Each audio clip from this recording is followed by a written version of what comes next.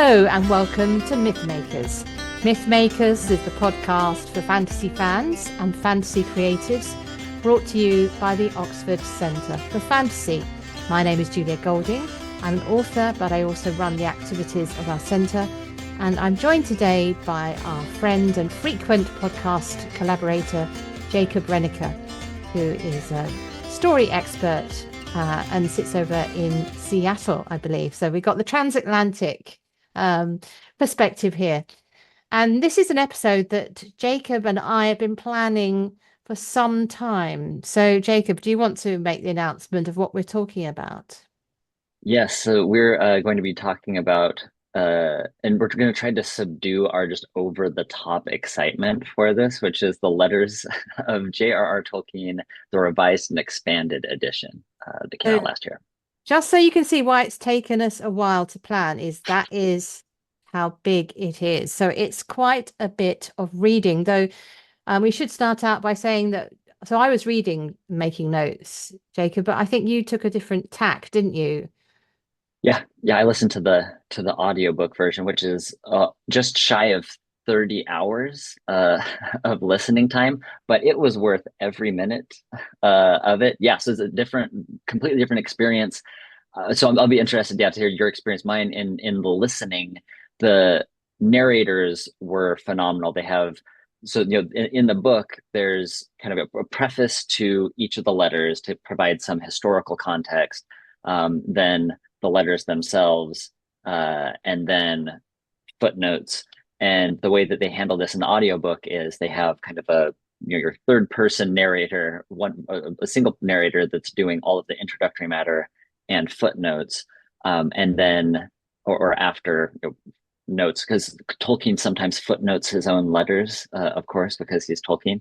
Um, but when Tolkien is writing, they have a separate narrator who does this. And just the warmth, the voice that they chose to narrate Tolkien, it just made me feel like it made these letters feel so incredibly personal. To have that kind of through line here, like I was sitting down and listening to him like dictate these letters. So it was a really great experience. So if you've read it, um, I think there's something to be gained from listening to the letters, because there were several instances that he mentioned, especially for the end of his life, where sometimes he would dictate some of the letters that he was doing. So having some of that more kind of like the oral feel, being there in the room with him, was kind of a sense that I got. Like I was kind of peeking over his shoulder as he was writing these and kind of listening in on his kind of internal conversations that he was having. So it was really fun. Excellent. So we'll put a link to the audio version. Is it the Sam West team? Yep, Yeah. correct. So Yeah. um, the narrators are a well-known sort of theatrical family here in the UK. Mhm. And they have done some of the other less famous Tolkien books. So the voices might be familiar to those who have bought other Tolkien narrations, other than the Andy Serkis ones, of course. Anyway, so we're breaking this down because we've got a life in letters, which is clearly a big subject. So we're going to first of all give our impression of the overall effect of reading these letters. Is he a good letter writer? What's it like? Is it boring? Is it informative? Those kind of big picture questions. Then we're going to talk about the following. First of all, about Tolkien's views on his own creativity in his own world. Then we're going to move on to looking how he looks at the world through his Middle Earth. And that's particularly fascinating. And we'll then move into the sort of the life elements, things like relationships with his children, his views on politics, moving into relationship with nature and spirituality, and then a roundup at the end, a ragbag of things like his adventures in publishing and the film industry and his frustrations of academia, sort of little bits and bobs which are recurring themes. Okay, so let's start with what you learn from the letters. Are they a good read or a good listen?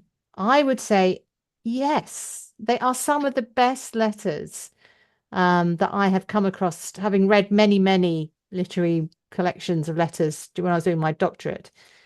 Um, someone like Jane Austen, who I imagine was a very entertaining letter writer, the letters that were not destroyed by the family are they're very thin in what they allowed to remain, because we think that probably a lot of the most interesting stuff was burnt in an attempt to kind of tidy up her reputation, which is such a shame. But maybe that's what I'd want for my own, my own sort of stuff I might regret later. But so reading Jane Austen's letters are rewarding, but they're not as fun as reading Tolkien's letters. I've also just been reading William Wordsworth's letters. Um, and while they are good and interesting, they're also very full of himself. There's a bit real sort of sense of Wordsworth ego, which he's famous for. So I think that I like Tolkien an awful lot through reading his letters and getting a sense of just how chatty he is, even with people writing to him out of the blue. Yeah, agreed. I think, yeah, he's very self-deprecating, like to sometimes perhaps to a fault in some of these letters, but not across the board.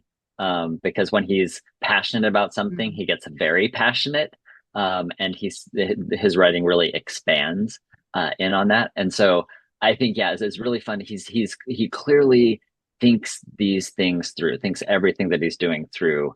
And so yeah, so it's really interesting, like you said, Julia, to kind of see his mind working. You can see the gears turning. And yeah, this life in letters. This is essentially right.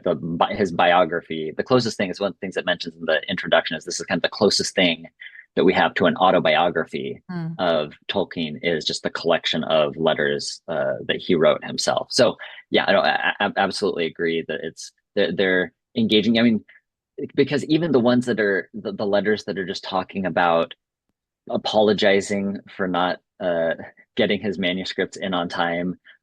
Even those are kind of demonstrating kind of the struggles, because he's very, apologetic and saying, I'm having this, and this kind of come up. And so thank you for your patience. You see him getting frustrated at certain points. Which we'll talk about later when we talk about publishing and film, but really just kind of seeing the emotional range that is here, this kind of like thoughtful, it's thoughtful across the board, but then being able to see the emotional range and emotional coloring that these letters kind of provide to him as a person was something that was really meaningful and I think fascinating for me. I think they're very comparable to C.S. Lewis's letters, which are also wonderful letters. And both of them often take a moment to reflect on both themselves and what they're writing. So you get a huge amount of insights in an autobiographical way. So if someone went to my emails, they'd get a really random, it wouldn't amount to anything as elegant or as thoughtful as these. The art of letter writing, where you're actually composing something which isn't as ephemeral as an email, which send off in 2 seconds. It really shows. I think they're both of them are excellent letter writers. Right. So let's go to the phases. So in terms of who is he writing to? Well, obviously he doesn't write to people very much who he's living with. So there's only a couple of letters to his wife because he's living with his wife. So why would he be writing to her? And some of his closer friends who he is seeing all the time, he rarely writes to as well, because that is a one-on-one conversation. And you might be getting references to a conversation he has had with, say, Charles Williams or C.S. Lewis, but mostly the correspondence are outside of Oxford. So that's the sort of the feel of it. And they go through the phases match his career. So the first chunk is the rising academic who has started doing this writing, and the publication of The Hobbit, and then the beginnings to come up with a sequel. During the war, the majority of the letters, or the best letters really, are the ones where he's writing to his son, Christopher. And there's a lot about Lord of the Rings in those. And then after that, once the Lord of the Rings, this is skipping ahead quite quickly, but then there is a sort of much broader category of people he's writing to.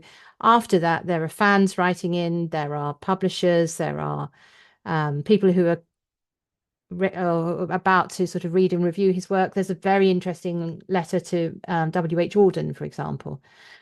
So the latter half of the book, when Lord of the Rings is published, is it doesn't tail off. It even up to pretty much his dying day, there are interesting letters being read reflecting on what he's published and what he thinks of it and how it's being received.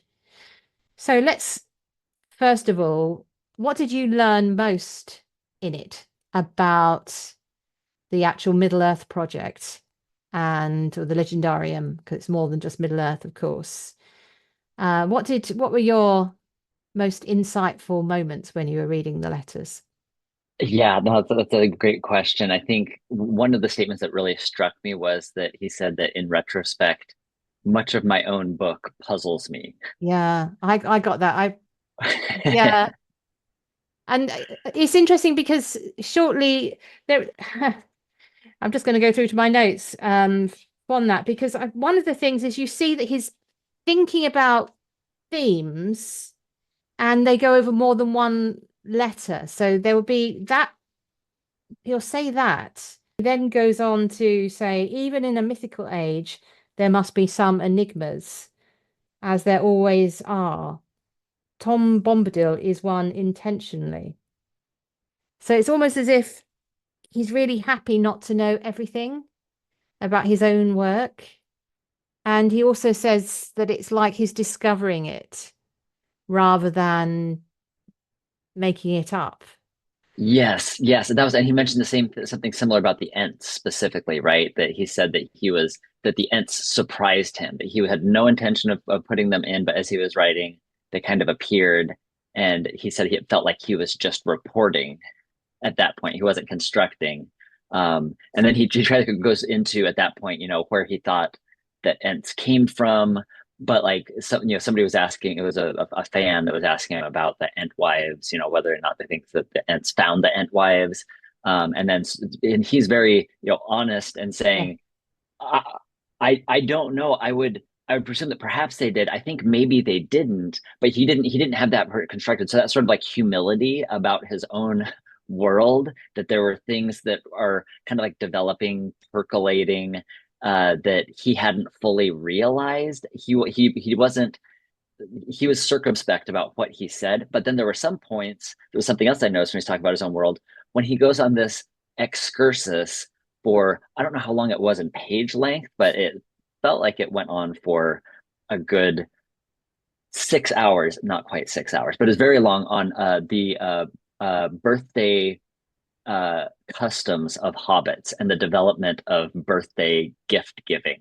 Somebody had a question about Smeagol and Deagle and the ring being considered a gift Oh, when yeah. later it says that that the hobbits actually instead of receiving gifts they gave gifts on their birthdays, and so he had this whole big detailed outline of historically how those customs would have changed based on where they were and how it was happening. So there are some things that he really could drill down on that he had thought about and felt confident about, but there were other parts like Tom Bombadil, like the Ents, where he was more willing to leave those as more as mysteries and kind of open ended in his own mind, which is fascinating from a storytelling perspective. Yeah, and also the other thing you get from the letters, particularly the ones written in the 40s to Christopher, is that you feel as though you're sitting with him composing it. It's wonderful. It's my just some of the best bits are where he's got this moment where he says to his son, "A new character has come on the scene.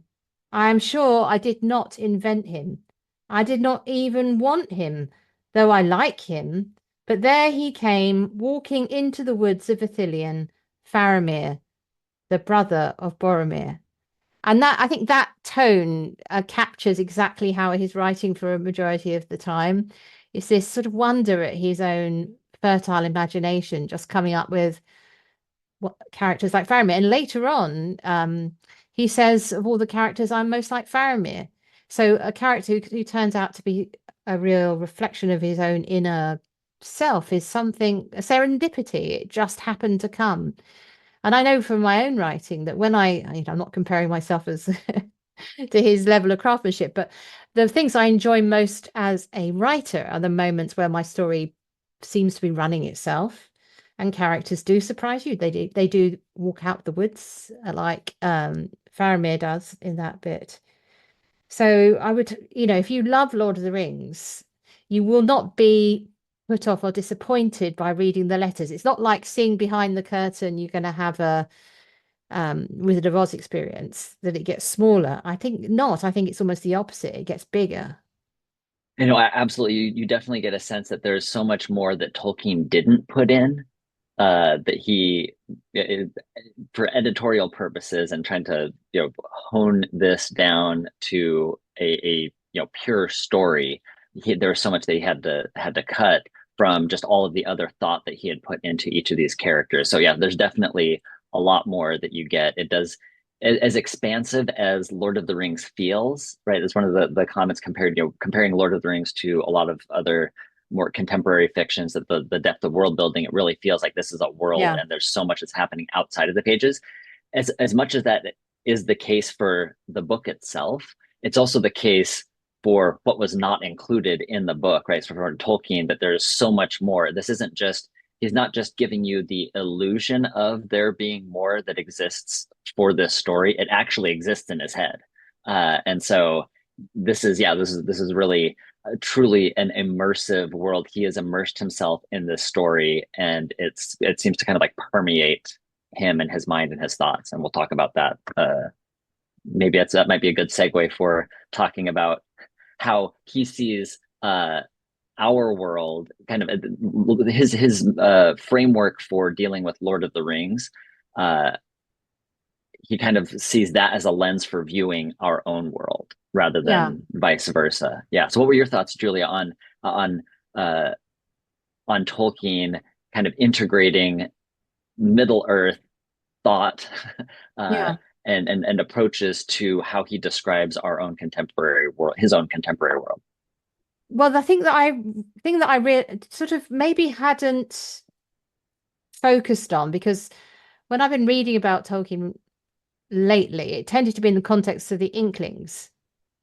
So this has really reset my understanding of his creativity, because I think far more important was the family context. And he does actually say at one point to Christopher that more and more he comes to see he's writing it for Christopher Tolkien. Um, and it means that within the family, it's a shared family story. So that when he's looking for ways to express his feelings about the war, he's using the common story that he's been sharing. So there are two big themes. One is describing war as orcs and the sort of, in fact, you see this today being used by in the sort of Ukraine Russia conflict, don't you? But he was already using it in the Second World War. And but not just about the enemy as being like the sort of the evil. He's not very keen on Hitler. I can say that. We should probably quote that, because it's he calls him a sort of ruddy little horrible little man, doesn't he? He's doesn't normally swear, and ruddy is obviously a mild swear word, but he lets, for Tolkien, that's like both barrels. Um, so it's not just that. He also talks about the common room experience, so of the officers' mess, and how Christopher might be experiencing a sort of, I don't know, laddish culture, maybe, reading between the lines, that perhaps people were not behaving in ways that his Tolkien thought was honorable or well behaved or polite.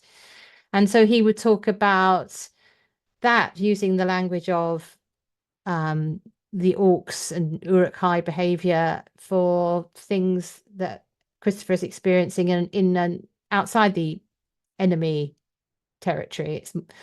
And then it makes him think about his own experience during the First World War, and he often links back to that. So from what Christopher's going through, there's a sort of a combination of, oh, this is when I first thought of all of this, was when I was in a various army huts or even in the trenches, I think he says at one point, coming up with this way of escape. So he's definitely got this lens of understanding war through the fiction he's sharing with his son. But he also uses it to talk about the way we're treating nature. And that particularly comes up once the war context is gone. It's the sort of uglifying of the countryside and the rise of the machine. So what else did you see about the way he used his own story to explain the world he was in? Yeah, that's really interesting. Your insight on Lord of the Rings or Middle Earth kind of being a family story, Mm. at least especially with Christopher, right? So he in one of the letters he says when Christopher is at war out in the field, he says, "I wish that it." I can't remember exactly what he was talking about, but he says, "I wish that it might be written in runes beyond the craft of Celebrimbor of Holland, shining like silver, filled with visions and horizons that fill my mind." So he's speaking poetically, but he's bringing the elements, the symbols of Middle Earth into his own personal expression, right? So it's a very personal expression to his son, and he's drawing on not not Shakespeare, not existing pre-existing stories at this point. Although he does frequently throw in Middle English or early Old English Yeah. quotes, uh, just throws in there without translating them, right? Of course. That are meant to evoke certain ideas that are best expressed in that language itself. And so there are certain things that, because Tolkien is developing this, that he can best express his own feelings in the language of Middle Earth. So like that's one of them. Yeah, the war, when he's talking about World War II and the hydrogen bomb, where he says, we're attempting to Yes. conquer Sauron with the ring, right? It's this kind of analogy. And now other people, say like, well, is the ring an allegory for nuclear bombs? Yeah. And he says, no, it's not. And this shows it's the opposite direction, right? So this is, you're saying the contemporary setting, and he's telling the story, and then he's using the language of that story to then compare and contrast to the contemporary situation. Not this is kind of a one-to-one. So yeah, like talking about war, and he even at one point, this is really charming, right? When in a letter to Christopher, he referred to his typewriter as a Mordor gadget. Yeah. That he says that he will forgive it if it brings letters to Christopher. So he didn't like. So he's like this, machinery.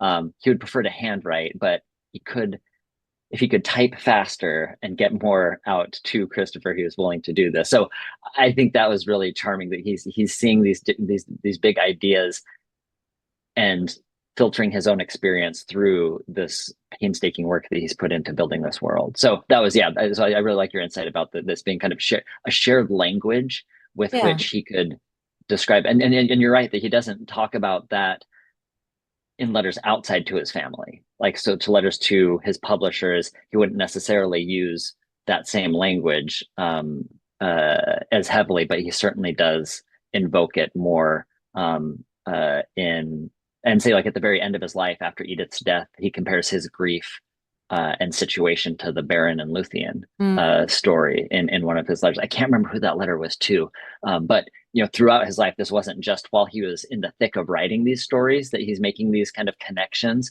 but it's after he's written it, long after he's written it. These are still stories and ideas that are still, part of his psyche, and that he's using to illustrate and communicate his kind of innermost feelings. And just to show how rich it is, because he's a brilliant prose writer as well. You get it's basically the upshot of what we're saying is everybody go away and read these letters. You know, that is what we highly recommend you do. So I was talking about, so he's writing to Christopher. He's not only using the language of the heart with Christopher is the shared story. It's a way, and then he goes on to think, well, why does fantasy work in a situation where we're both have faced death? Him in the First World War and Christopher at risk in the Second World War. And he says very interestingly that writing is a relief of feelings to rationalize it and prevent it from just festering. In my case, it generated Morgoth and the History of the Gnomes. That's the very early version of this. Lots of the early parts of which and the languages discarded or absorbed were done in grimy canteens, at lectures in cold fogs, in huts full of blasphemy and smut, or by candlelight in bell tents, even some down in dugouts under shellfire.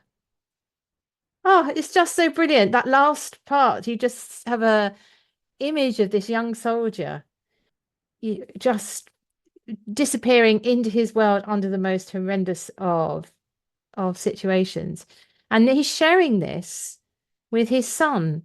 And this is where I think perhaps it's worth talking about. We don't see some of the relationships with, so like Priscilla, who stays in Oxford mainly, there's not many letters to her at all. I think there's perhaps two or three very sort of functional letters. It doesn't mean they don't have a close relationship. It's just not being mediated by letter. But then you also get the letters to his other son, Michael, which make an interesting contrast to the ones to Christopher. So Michael, I think, has a more difficult relationship with his father, and he's having a more difficult experience of growing up. And you get to see Tolkien feeling that he's been a failure as a father. And there's a heartrending letter where he does say that. He says, I don't think I talked to you enough.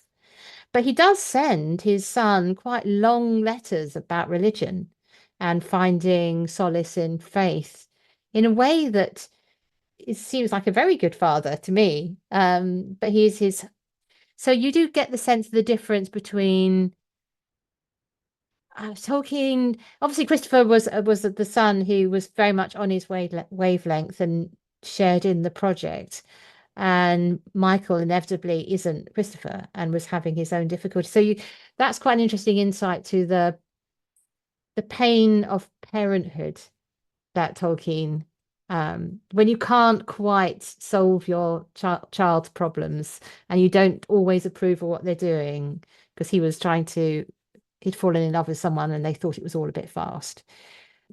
So you do get a little insight of what's going on in the family behind all of this.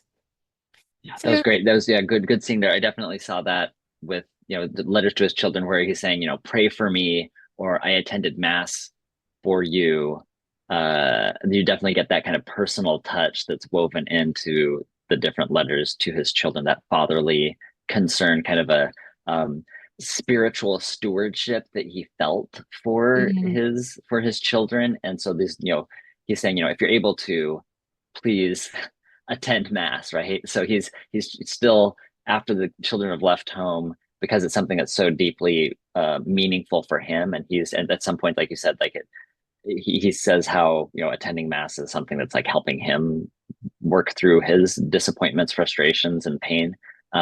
Then he is encouraging that in his children, in some of those letters. So that was really touching to see, like, kind of the fatherly concern for them in all of their areas of life, but including the kind of their religious, kind of spiritual life. He definitely yeah, brings that up in different letters. the Tolkien lecture, not the Tolkien 50 lecture series has just had a guest appearance by Michael's son, um, another of the Tolkien family, and I think you got the impression there that it was difficult being the grandson of someone famous, and it was even more difficult being the son of someone famous, because I think the obviously Tolkien's view is quite a traditional view of Catholicism. So if you even old-fashioned within Catholicism. So I think if you weren't quite following in those footsteps, it was quite tricky.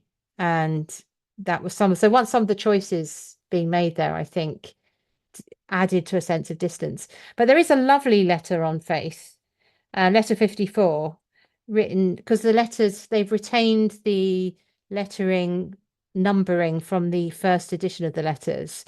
And any new letters they've given sort of 54A and so on, so that you can still read across if you come across a reference in critical works about Tolkien. But he writes a lovely letter to Christopher about angels. I'm not sure if angels aren't something I often think about, but clearly they're a big part of Tolkien's mental furniture because he talks about Gandalf being like a guardian angel. And he says angels are not a plump lady with swan wings. Good, I'm glad to hear that. But the bright point of power where that lifeline, that spiritual umbilical cord touches, there is our angel, facing two ways to God behind us in the direction we cannot see and to us. I've never written anything as beautiful as that to my children. Sorry, kids. But I thought, isn't that a beautiful thing to write to somebody? And so those letters to Christopher are a real high point. I think he goes on pretty soon afterwards, the next letter, to have a joke about C.S. Lewis being called an ascetic. Because apparently when he started doing his C.S. Lewis started doing his theology, people were calling him ascetic. And he said, "Oh, that's not the Lewis I know. He put away 3 pints in a very short session we had this morning and said he was going short for Lent." So the opposite of ascetic. So it's a the sense of humor and the twinkle in the eye keeps coming through, as well as these moments of sort of spiritual reflection. I also thought that he was very just this is a little bit more connected to where we started talking about what we learn about Middle Earth, is he often thinks about the motives of his characters in a way here, which I found really illuminating, particularly on, and it links to spirituality, hence the what led me to think of this, is he really does consider Gollum to have almost repented. And he said it's just a careless word from Sam that sets him back into his unrepentant Gollum. And he talks about the difference between Sam and Frodo. He says Sam's more interesting. Frodo, because he has to be high-minded, is less interesting. It's so, and Sam is actually one of the characters he really sort of separates out and talks about almost more than any other character in a way. Thinking about where the name came from, about who he was based on, the servants during the First World War, and so on. So it seems as though Sam, in a way, is the heart of Middle Earth, or the Hobbit part of Middle Earth for him. Did you get that impression? Does that come through when you were listening to it? I'm trying to think. Yeah, I mean, at least with certainly there are questions that I remember that fans had about or other people recognizing there was somebody else whose name was Sam Oh Gamgee, yeah, uh, and talking about that, and how he developed that character and where the name came from, the inspiration. But yeah, that's yeah, he definitely brought up I remember several on several different occasions where he does bring up that point that Gollum was near repentant if it weren't for a careless word, and he brought that up in several different places. So it's clearly something that wasn't just kind of a passing uh you know idea for Tolkien, but that was clearly something that he kept thinking about and felt that he needed to keep sharing. So definitely the idea of really kind of inhabiting the emotional lives of the characters, mm. so much so that he could give in one of the later letters where he's talking about Frodo's failing. Somebody's asking like, why did Frodo fail? Was that a failure? Yeah, Was that a moral failure on Frodo's part? He then uses that to talk about morality, about grace, and then kind of in the same letter, lengthy letter about whether or not Frodo was good or bad for having kind of fallen apart at the end and not being able to just throw the ring into Mordor, or into Mount Doom, while he was in Mordor. He gives kind of like glimpses into what could have been. So he said if Gollum would have had the ring and possessed it, here's what probably would have happened.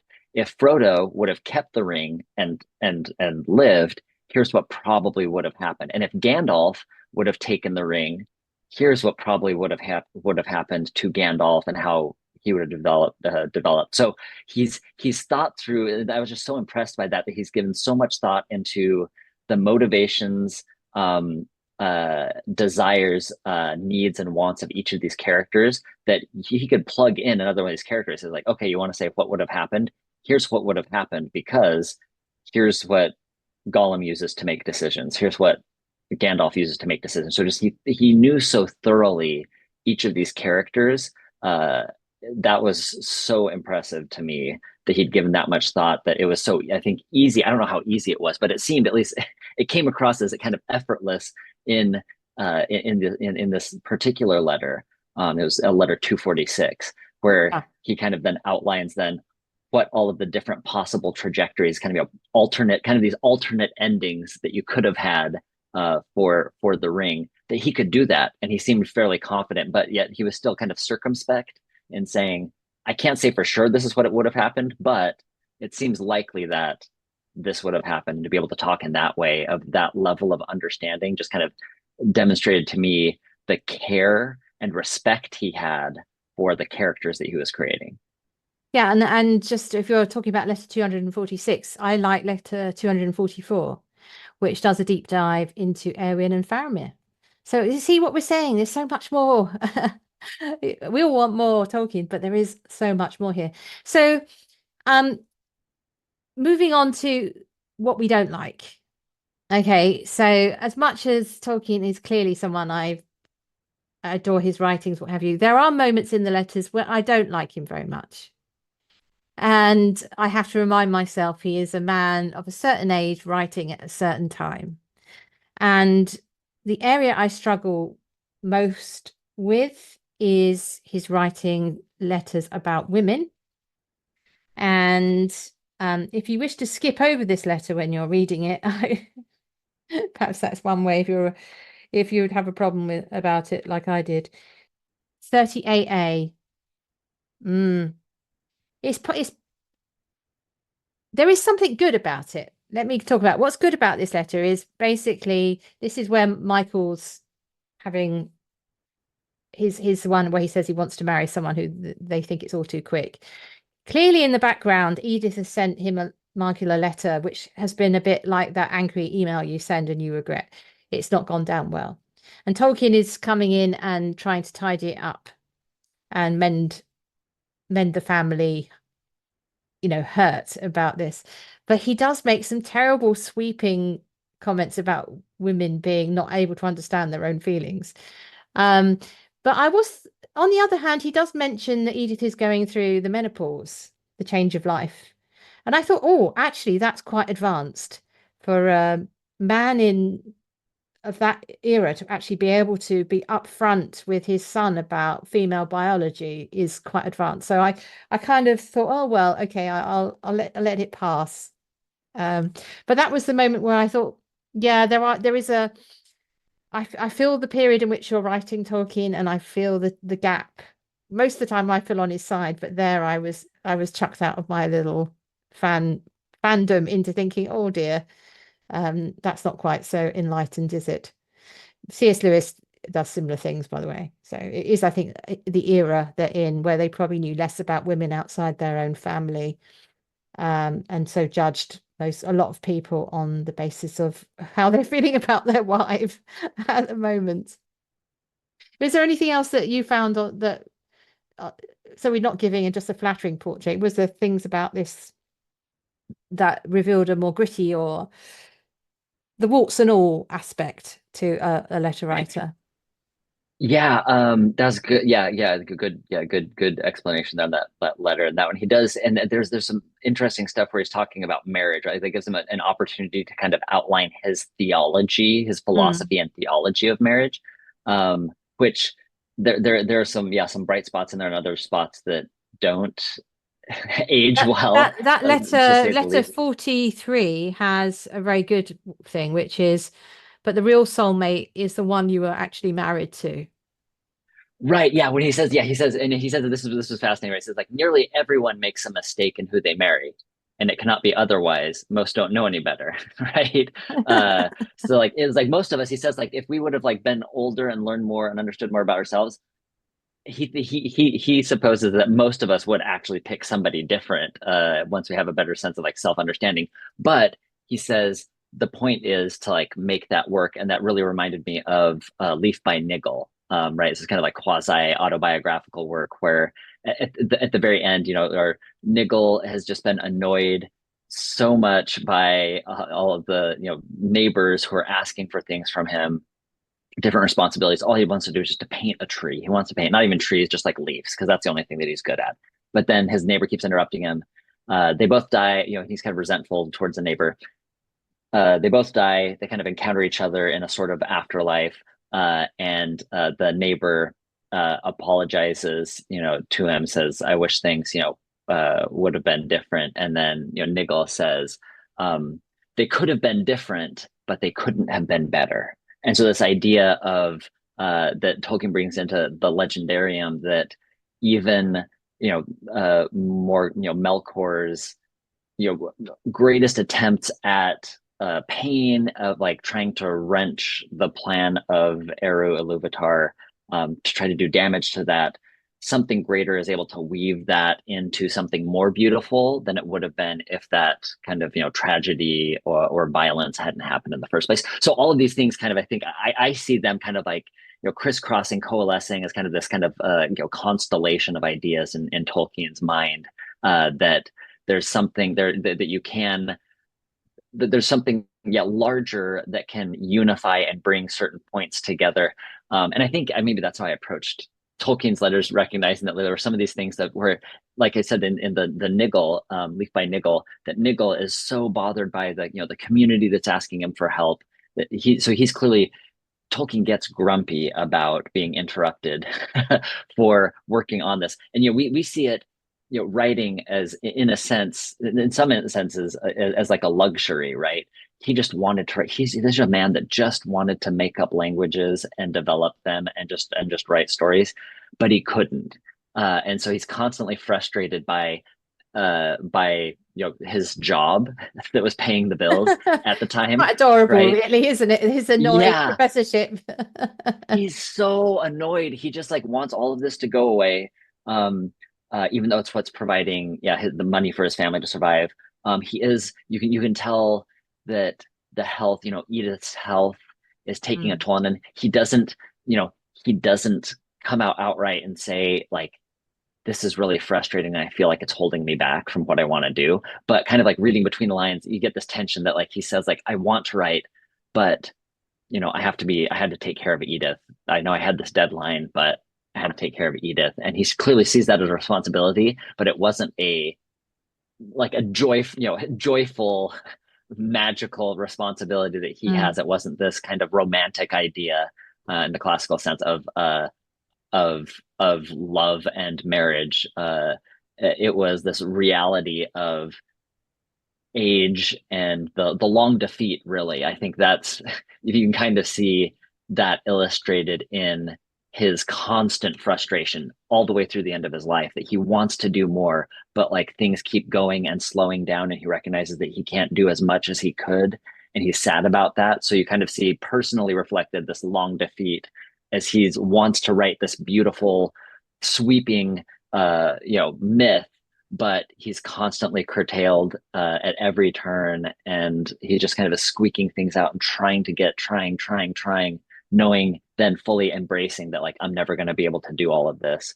And there's a sense of kind of like sorrow that kind of pervades, especially I think some of the later letters in that sense. Yes, so I think just to sort of refine the comment about his job, it's not so much the academic research side of it and the language side, it's the marking, which he had to Yes, yeah, undertake. specifically the Yeah. marking. Yes, the exams. Yeah, that. Although he did have, I mean, there were individuals. He would talk about school meetings and just like his disdain for some of these faculty meetings that he had to sit and be a part of, and some snipes that he would make at different faculty members.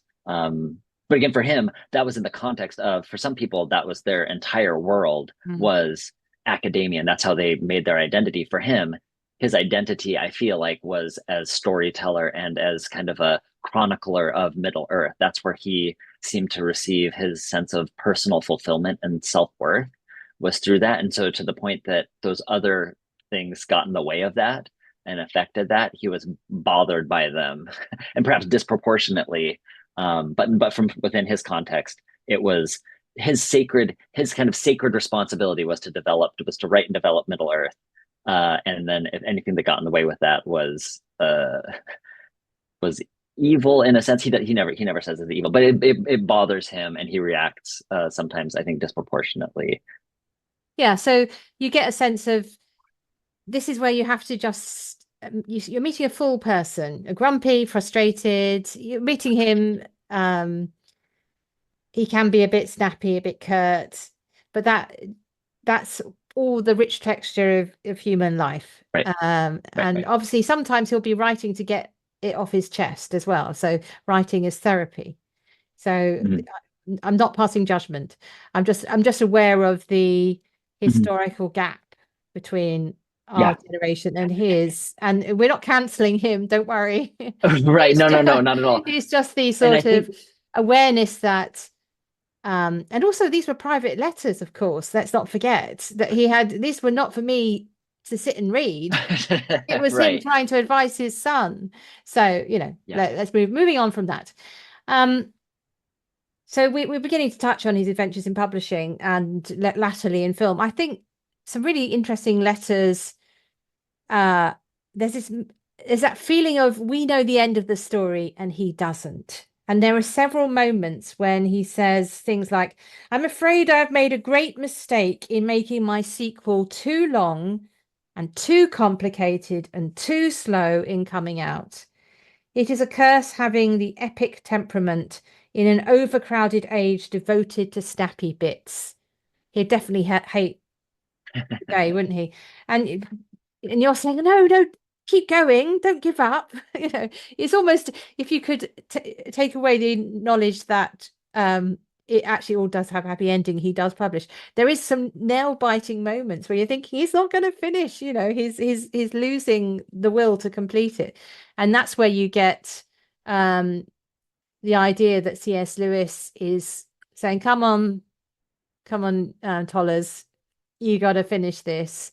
And obviously, having to write it for Christopher, so Christopher gets to see what happens at the end. So it's quite exciting to see how the actual writing gets done.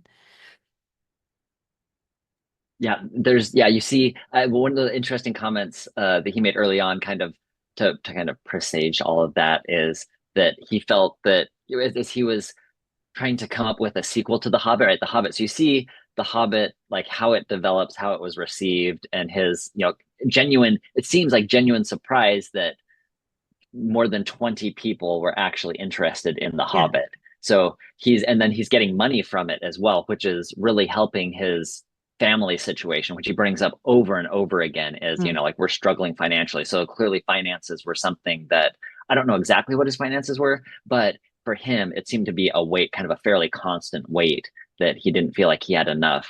And he was struggling to make ends meet with his family. But kind of before that, and then as the Hobbit is increasing in popularity and sales, and his publishers are asking him, can you write a sequel to this because it's being so well received, and they could smell money.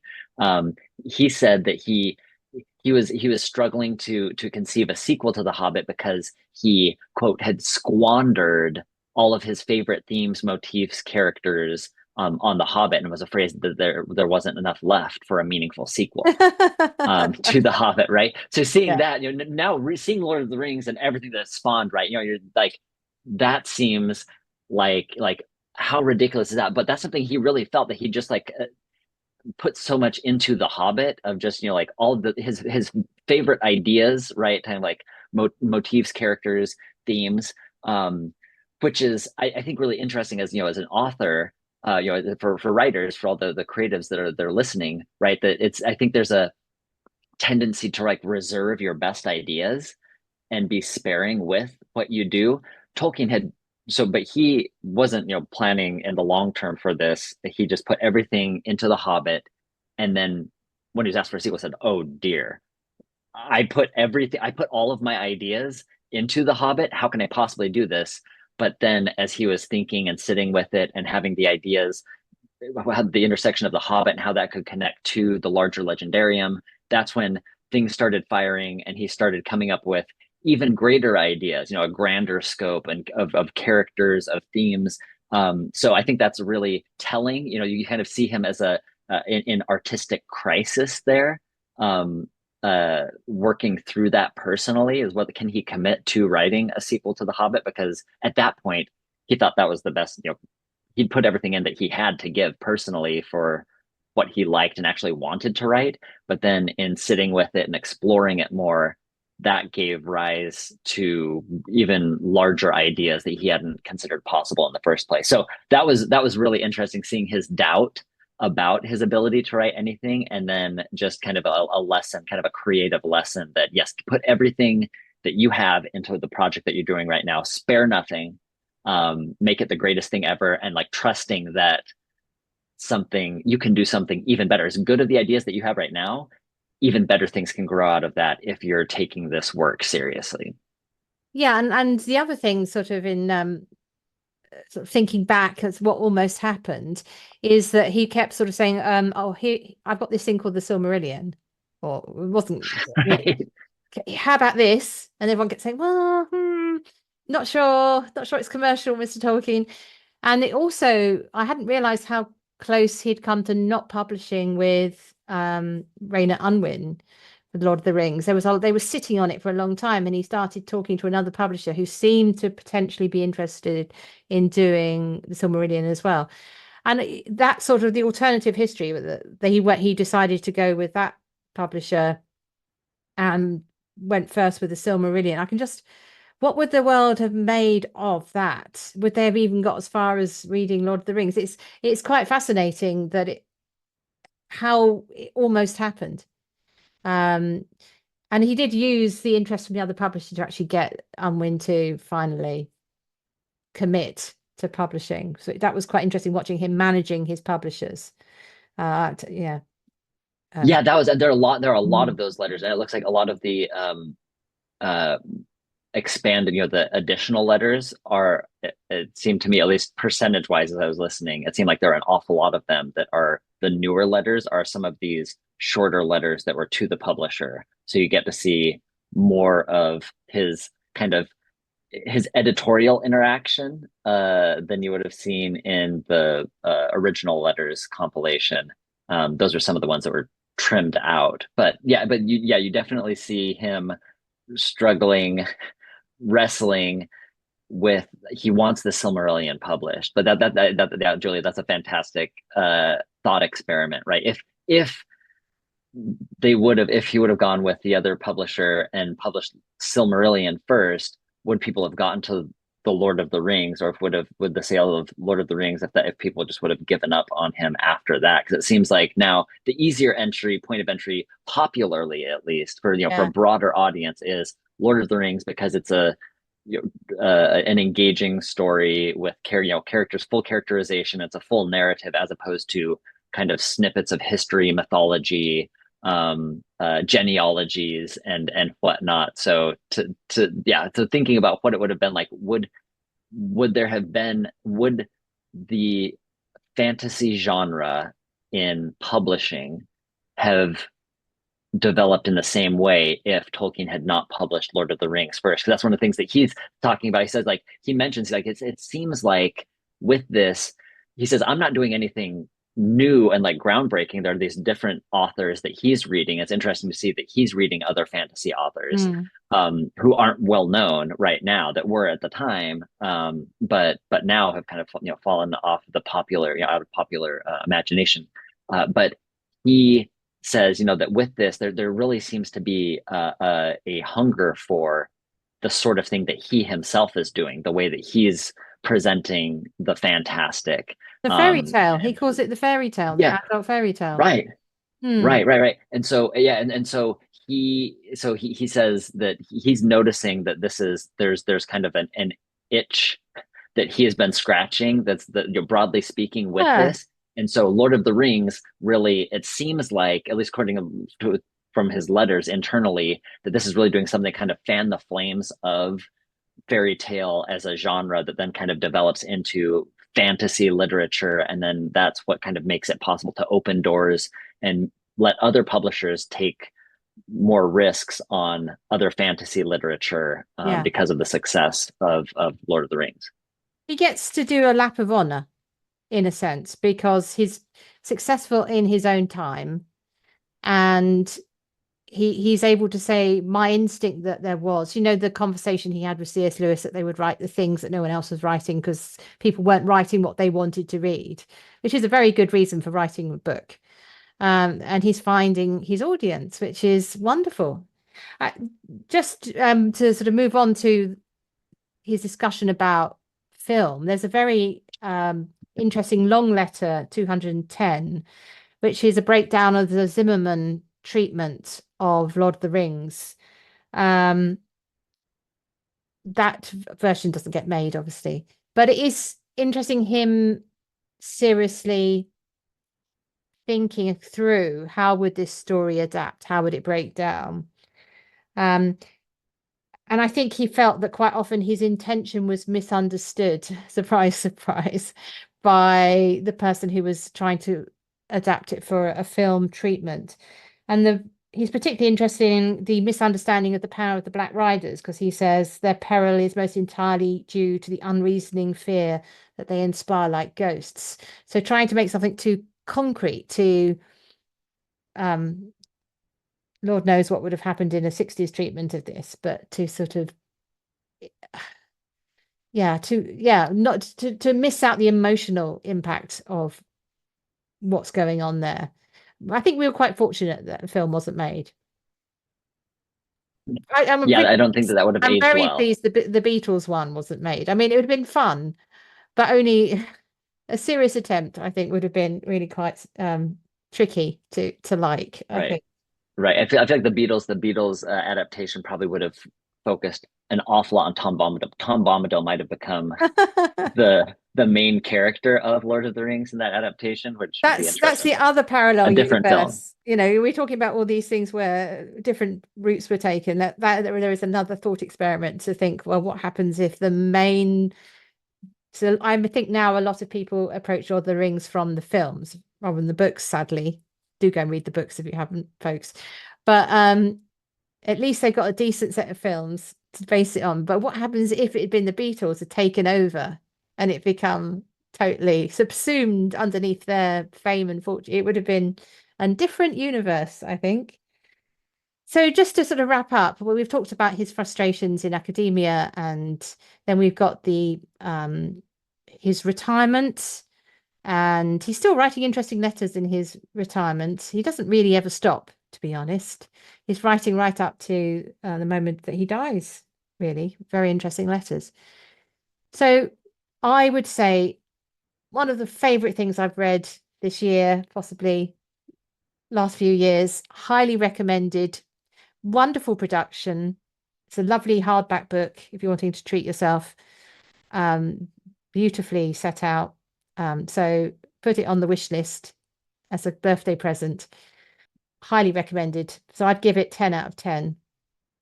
It's delightful, yeah. And I think one of the he mentions there that assault in one of the letters 109 he says a solitary art is no art. And so seeing these letters, like you really kind of see him, he wasn't just completely isolated in his Mm. like creative life. He's willing to share these things and talk about it and discuss them with others. And these letters kind of show him in conversation, right? His work in conversation with other people. And so yeah, absolutely. It really it helps me appreciate Tolkien better, the world that he created, the thought that he put into that, and his relationality with other people, right? So he's is part of a an ongoing conversation about art, about what is meaningful, and his kind of contribution to that, and how seriously he takes it, and responding to questions, concerns of other people. It's just it is a real delight. Increase not only gives you all sorts of fun bits and pieces, additional information about characters in Lord of the Rings, in The Hobbit, and the broader legendarium, but also gives you this kind of double insight into the mind of Tolkien about this creator, his creative process, and following him through that there, and his family relationship. As a full, like you said earlier, Julia, as kind of like the rich tapestry of this person. You see him in kind of all different kinds of lights.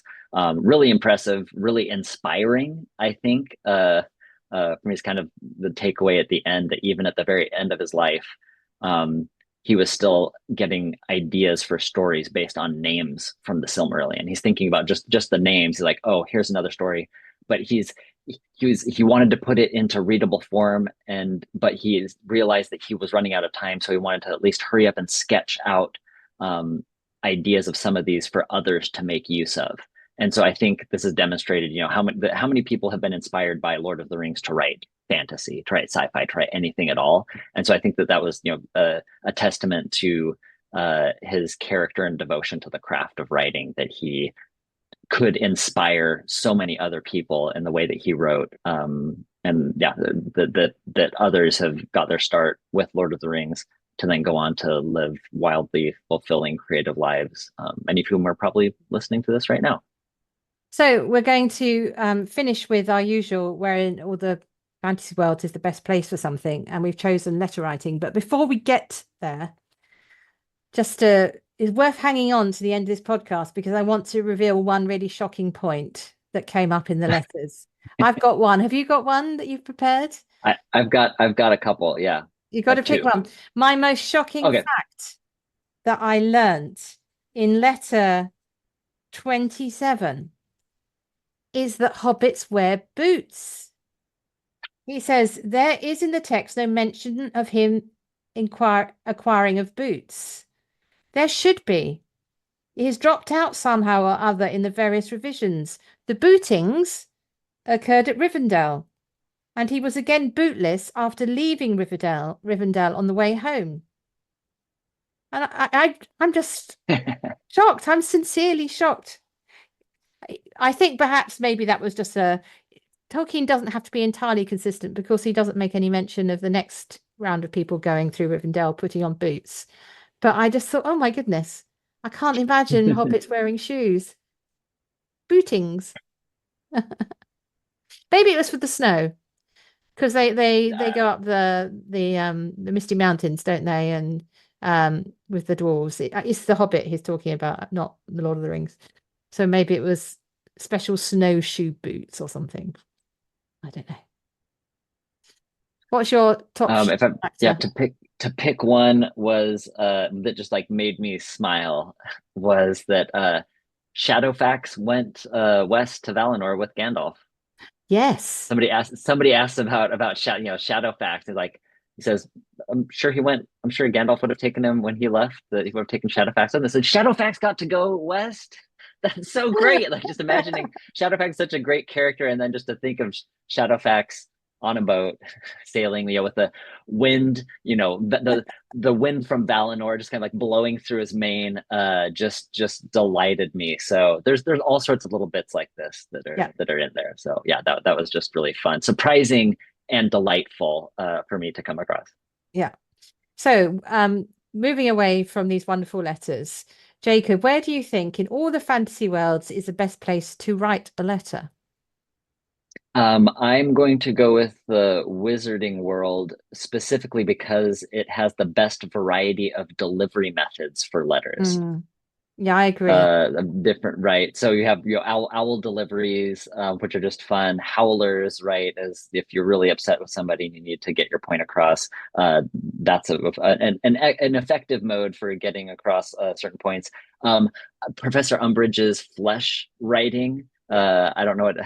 That one's a little bit painful, but it is variety. And then in the Fantastic Beasts, what was really fun, the film version, where you have these origami rats and memos that are folded into the shape of little rats and then kind of like crawl through tubes. So kind of animated letters. So yeah, just lots of fun different ways to get your message to other people. I think the delivery method, that's kind of what I focused on. I think that would be fun. That was going to be my pick as well, but I just suppose that whilst we've been talking about Tolkien, doesn't seem to be much of a postal service going on in Middle Earth, but there is in the Shire.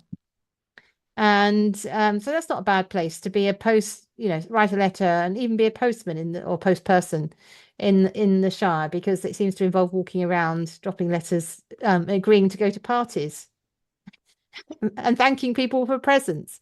So it seems quite a nice. Not many tax demands amongst that, as far as I can make out.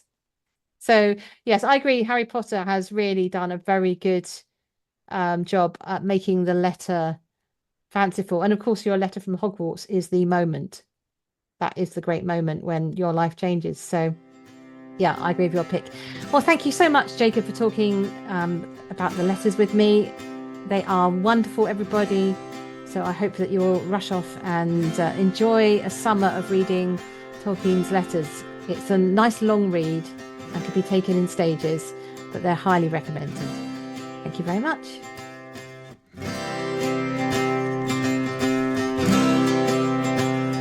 Thanks for listening to Mythmakers podcast, brought to you by the Oxford Centre for Fantasy. Visit oxfordcenterforfantasy.org to join in the fun. Find out about our online courses, in-person stays in Oxford, plus visit our shop for great gifts. Tell a friend and subscribe wherever you find your favourite podcasts worldwide.